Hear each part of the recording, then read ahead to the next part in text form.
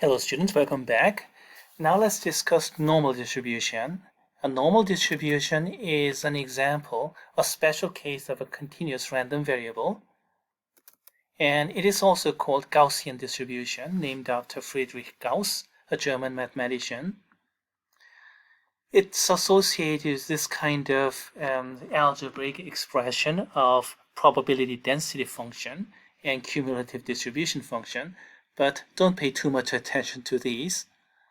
Instead, let's focus upon the visualizations. The density functions behave kind of like this. I don't like this very much, so let me run it again. It's randomized, so no, I don't like this either. I don't like it either. Okay, that's better. So green case is the standard case when the standard deviation is 1. Now, when standard deviation is bigger, look at the blue graph. Bigger standard deviation means bigger spread, and look at the graph here. More spread, right? More probability as I move to the right compared with green. Now look at red graph. Smaller standard deviation, it is only 0.64. Small standard deviation, so less spread, and thus more concentration toward the middle. And that's what you're looking at. More concentration and less spread. So that's the behavior of normal distribution. There are many normal distributions with different means and different standard deviations. Different means, that's no big deal. We can just move it around. But standard deviation, well, look at these kind of pictures. Smaller standard deviation, more concentration toward the center. Larger standard deviation, more spread out. Furthermore, the typical pictures are like this: unimodal, symmetric, and mode and median and mean, they're all the same. The center, they're all the same.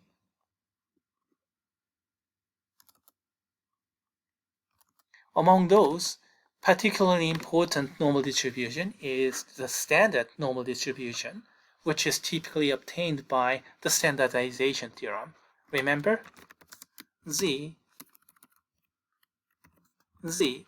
What am I doing here? Z is x minus mu over sigma.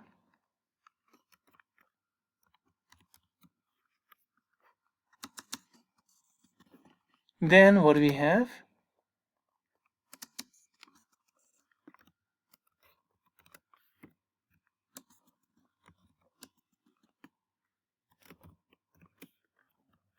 Remember this from the previous lesson. So standard normal distribution is the normal distribution obtained by this standardization, x minus mu over sigma, so that the expected value is 0 and the variance is 1. Consequently, the standard deviation is 1 as well. In that case, we can do some computation using the standard normal table. Let's discuss how to use the standard normal table. Let's see. So the probability that z is less than negative 1.64. Well, mean is 0, so 0 is here, negative 1.6 is there, and less than negative 1.64, you have to shade to the left. Make sense?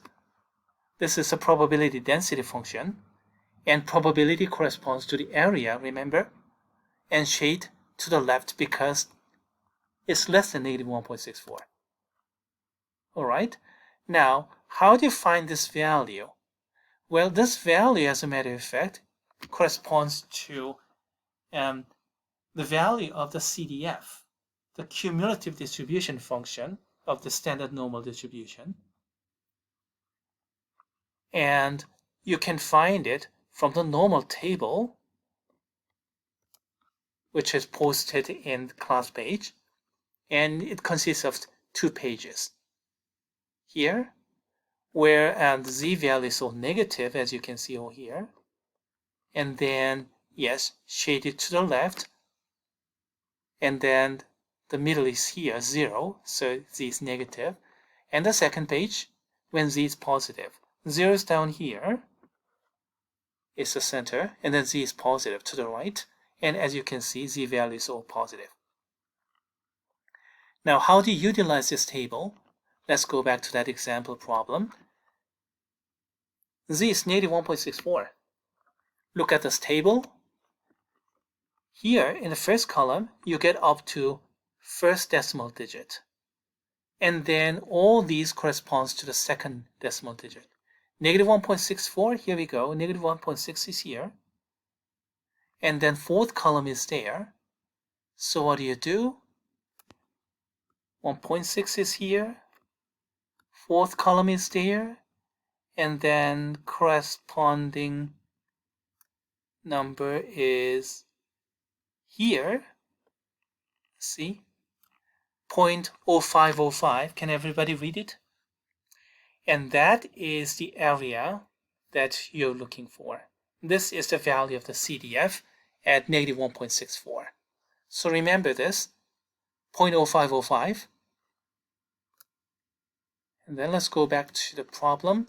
0.0505, indeed. 0.0505 up to 4 decimal digit. But here I'm using up to 7 decimal digits, so a little bit more accurate. But that's because this is coming from computer algebra system. If you use the table, then you get only up to 4 decimal digits. Let's do another example. Z is greater than or equal to 0.62. Well, where's 0.62? To the right or to the left? Let's go back to the table there. To the left or to the right? Well, center is 0, and 0.62 is positive, so to the right. So you'll be able to find 0.62 in the second page. Here, all these are for Z less than 0. Now let's go back. Now Z is greater than that, so this corresponds to, okay, all right, let me hold my information a little bit. Okay, 0.62, I shouldn't have showed you that picture. Pretend you didn't see it. 0.64, where is it? Let's see. 0.6 is here. Second decimal digit. So that's what you're looking for. 0.7324. 0.7324. Is that it? 0.7324?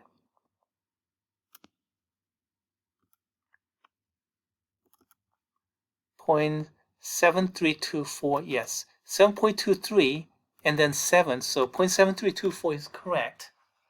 But that's not the answer. That's not the answer, because 0.7324, or more precisely speaking, 0.732371, this thing corresponds to the left-hand side. That corresponds to Z is less than 0.62. That's wrong. I want Z greater than that. I want this part. So how do I get that? Well, the total area must be 1 because that's the total area. So entire probability for whole sample space. So subtract from 1, and that's how you get the area to the right-hand side. So everything you get from the normal table is actually CDF value, so they're all shaded to the left. Let's go back here. They're all shaded to the left. They're all shaded to the left. Now, if you want something shaded to the right, how do you get there? By subtracting from 1. So drawing a picture is very, very important. I'll count the picture as a part of the justification. If I give you a 10-point problem in an exam about normal distribution, then typically 4 points out of the 10 is going to be about picture. The other 6 is going to be algebraic justification. Picture is really, really important. 40%, you're just giving up if you don't provide picture, all right? And then outline doesn't really have to be really beautiful. anything that's reasonably close is going to give you full credit. Now, the center is important. For standard normal is the mean. Mean is 0, so that's important. And then where you have the end of the shading, and then where do you shade, left to right or center, all those kind of things are really, really important. So Z is less than something, then straight up left-hand side shading, so just look up the table and you're through. Right-hand side shading, then you have to do appropriate subtraction. Now what if you have double inequality here, greater than negative 1.64 but less than 0.62? Oh, by the way, there's no difference between these versus semi-inequalities, because probability of Z precisely equals to a certain number, that probability is always 0, because it is just one number out of uncountably many.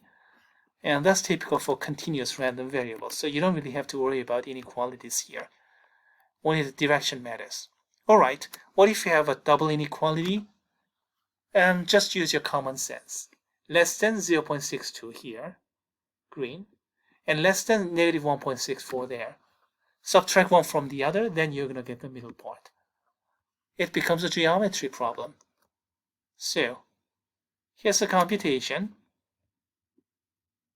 Green, this one, minus blue, that one, and that's the middle part, red.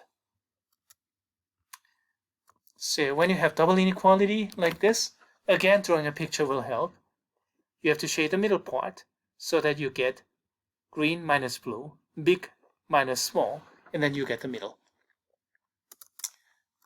All right, we went through some elementary problems about normal table, how to look up. Now let's consider backward problems, inverse computation problems. Z is approximately 0.25, and what is, probability is about 0.25. What is the small z? So basically what we want is, let's see, the area is 0.25, a quarter, and then what is z value associated with that? If you use computer algebra system, then you can set up an equation and get pretty precise computation. But if you look up the table, then you have to do some compromise here. All these numbers here correspond to probability. All these numbers correspond to probability, and find out 0.25 or closest to it. In the second page, look at the picture. Bigger than half all the time, so you're not going to have any 0.25 in the second page. So you have to go to the first page, look at the picture. 0.25 must be here somewhere. Not precisely, but close enough. What do you see? Let's see, 0.2514 is here, and 0.2483 is there. Kind of similar, aren't they? So I'm going to estimate as somewhere in the middle. So this one here is, this is 7 column, 8 column. So 0.67 or 68, somewhere in between, right? 0.67 or 0.68, somewhere in between. So my estimation is 0.675, approximately speaking.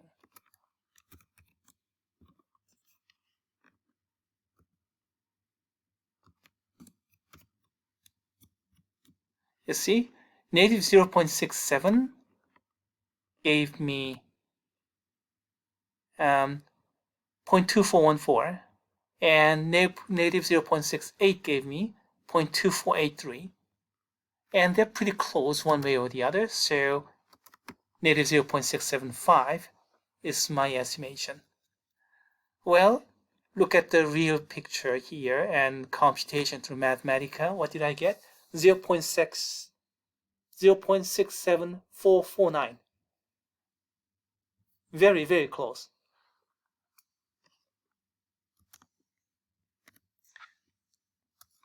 Here's another problem.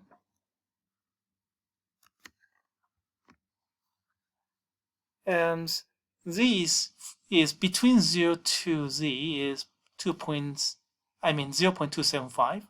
Yeah, okay, let's consider that.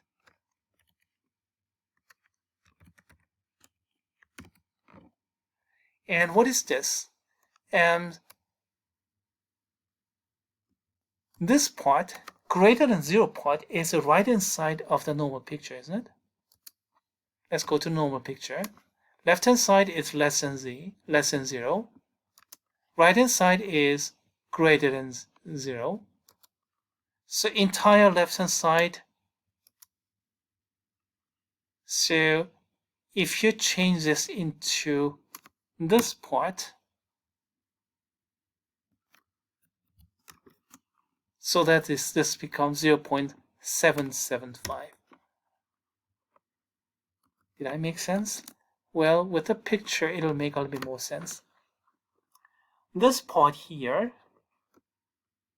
between 0 to z, is 0.275. But if you want to look up this normal table, then you have to look up shading all the way to the negative infinity part. So artificially add this part, then what do you get? 0.775. So you have to look up 0.775 from your normal table. Make sense? 0.275 is only this part. I have to add this one so that the total is 0.775. You see, picture is really important. So 0.775, where is it? 0.775, 0.776, 0.773, somewhere here. 0.75, 0.76, maybe 0.755. So 0.75, whoa. What am I talking about here? So here we go. 0.775. Okay, 773, 776, somewhere in the middle. And that corresponds to 0.75. Oh, yeah, okay. For some strange coincidence, I ended up with 0.755 again. 0.755 again. 0.775 again. This 0.7 row and 0.5, 0.6. Somewhere in the middle, so 0.75. No, excuse me, this is incorrect. 0.755. Yeah, 0.775 is the probability that I was looking for. Z value is 0.75 or 0.76. So somewhere in the middle, 0.755. Oh boy, it's confusing. Let's go back to the notebook. Yeah, 0.755 approximately speaking.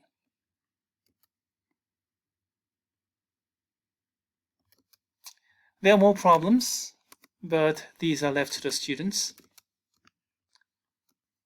We're going to talk about other aspects of normal distribution in a separate video. Stay tuned.